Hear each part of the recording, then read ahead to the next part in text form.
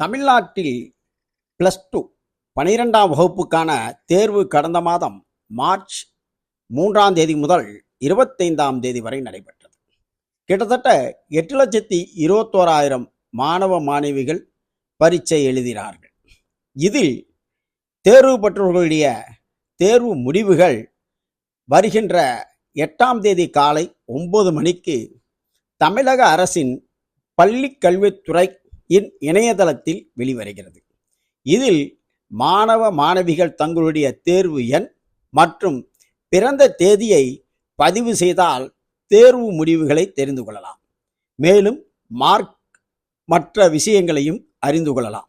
எனவே 8ஆம் தேதி காலை 9 மணிக்கு இங்கு கொடுக்கப்பட்டுள்ள இணையதள முகவரியில் சென்று மாணவ மாணவர்கள் தங்கள் தேர்வு எண் பிறந்த தேதியை பதிவு செய்து தேர்வு முடிவுகளை கண்டுகொள்ளலாம்.